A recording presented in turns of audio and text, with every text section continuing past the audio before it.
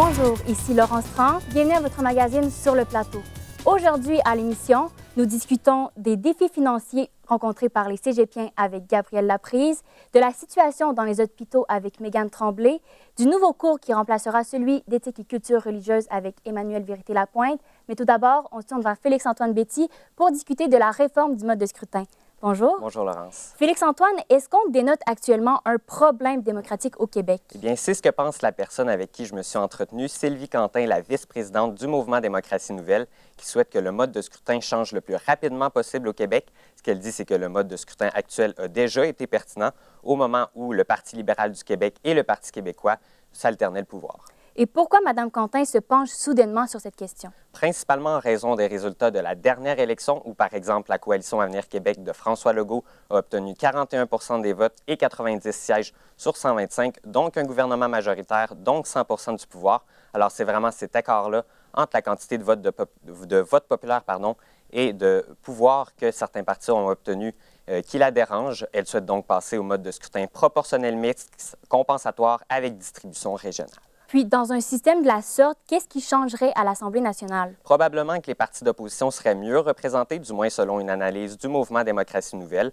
Pour vous donner un exemple, le Parti conservateur du Québec et le Parti québécois auraient probablement 14 députés chacun, contrairement à 0 et 3 respectivement actuellement. Et c'est important de noter que dans cette même analyse, la coalition Avenir Québec aurait gardé sa majorité. Le Québec deviendrait-il instable politiquement dans ce climat? Ce serait possible qu'il y ait plus de gouvernements minoritaires sous la proportionnelle et ça, Sylvie Quentin en est très consciente. Ce qu'elle dit, c'est que les partis devront travailler ensemble et former des coalitions pour arriver à gouverner un peu à l'image de pays comme l'Allemagne, la Nouvelle-Zélande ou encore l'Écosse qui fonctionnent sous ce mode de scrutin-là. Pour conclure, qu'est-ce que le mouvement de Mme Quentin fait pour convaincre la population québécoise? Elle organise des manifestations un peu partout au Québec. Elle a récemment lancé une campagne publicitaire intitulée « C'est juste pas juste » et elle a aussi fait signer une pétition un peu partout au Québec. Merci, Félix-Antoine. Je vous en prie.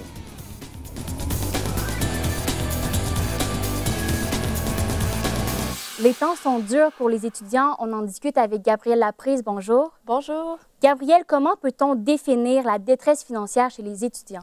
Elle est plus que présente, en fait, dans les établissements scolaires. J'ai pu le percevoir lors d'une entrevue avec Erika Claveau, jeune étudiante du cégep de Saint-Félicien. Elle a malheureusement dû délaisser son logement pour cause de problèmes financiers. Parlez-nous des difficultés financières particulières qu'Erika a dû surmonter. Elle dit qu'elle peinait à arrondir ses fins de mois. Elle avait vraiment des difficultés à payer son logement, sa voiture et sa nourriture. Concrètement, quelles sont les conséquences auxquelles Erika a dû faire face?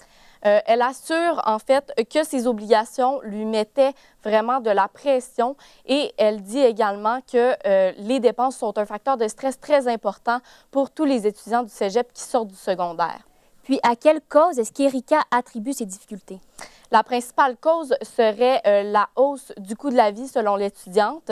Également, les emplois étudiants ne sont pas ceux qui paient le plus puisque c'est à salaire minimum. C'est donc très difficile de couvrir toutes les dépenses associées à un gain d'autonomie.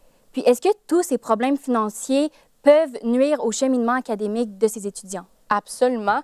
Erika ne croit pas pouvoir se consacrer entièrement à ses études si elle a autant d'obligations financières. Elle dit qu'avec l'équivalent de 40 heures par semaine à attribuer à ses études, elle ne peut pas vraiment avoir un emploi qui lui permettrait de couvrir toutes ses dépenses. Rapidement, en terminant, quel rôle joue la crise du logement dans la précarité des étudiants? Elle joue un rôle très important, en fait, puisque Erika assure que si elle avait été quelques années auparavant au cégep, elle croit vraiment qu'elle aurait pu s'en sortir différemment. Merci, Gabrielle. Merci.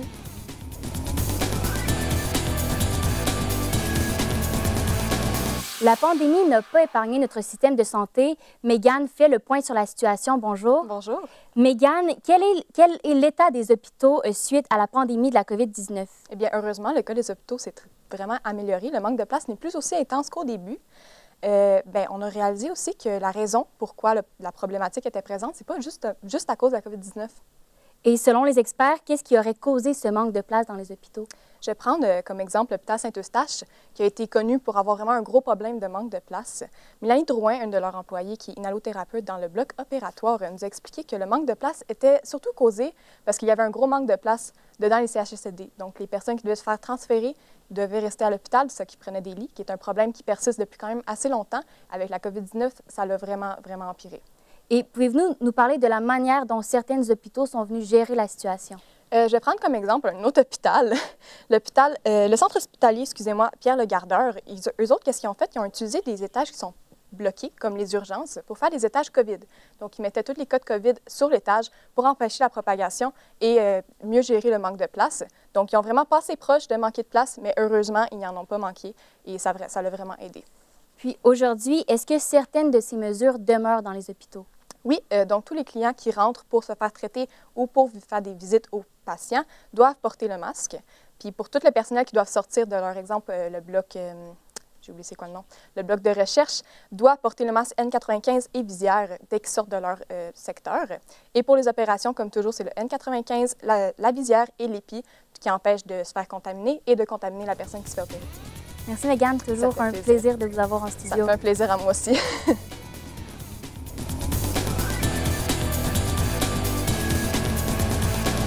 Pour l'année scolaire 2023-2024, le nouveau cours de citoyenneté et culture québécoise remplacera le cours d'éthique et culture religieuse. On en discute avec Emmanuelle. Bonjour. Bonjour Laurence. Emmanuelle, pouvez-vous nous mentionner les différences entre ces deux cours? Alors oui, contrairement au cours d'éthique et culture religieuse, le cours de culture et citoyenneté québécoise propose une approche axée sur la sociologie et l'éthique qui permettra d'outiller les élèves à faire face aux enjeux de société actuelle et de développer leur esprit critique. Alors avec éthique et culture religieuse, on cherchait surtout à développer la tolérance chez les jeunes, alors qu'avec culture et citoyenneté québécoise, on vise vraiment à développer l'engagement citoyen des élèves et à affûter leur regard critique sur les enjeux de société. Selon M. Lambert, enseignant à l'école secondaire Cavalier de la Salle, avec qui vous êtes entretenu, ce nouveau programme est-il pertinent? Alors oui, selon M. Lambert, le nouveau programme est plus que pertinent. Il souligne que le programme d'éthique et culture religieuse date d'il y a 15 ans et qu'il est donc nécessaire de l'actualiser pour que les élèves aient accès à des connaissances actuelles et pertinentes qui leur permettra de faire face aux enjeux sociaux actuels. Et quelle place occupe le volet religieux dans ce nouveau programme? Alors, plusieurs enseignants déplorent le délaissement de l'enseignement religieux comme on le faisait avec éthique et culture religieuse, mais M. Lambert est d'un autre avis. En fait, il pense qu'avec éthique et culture religieuse, on parlait de religion pour parler de religion, alors qu'avec culture et citoyenneté québécoise, on l'aborde en tant qu'enjeu social, en tant que vecteur identitaire et que cela va être beaucoup plus bénéfique pour les élèves. En pratique, est-ce que ce sont tous les enseignants qui approchent ce cours de la même manière? Alors, M. Lambert indique que le cours est interprétable de différentes façons et que ce n'est pas nécessairement tous les enseignants qui en feront la même lecture que lui. Il espère toutefois que ce sera le cas.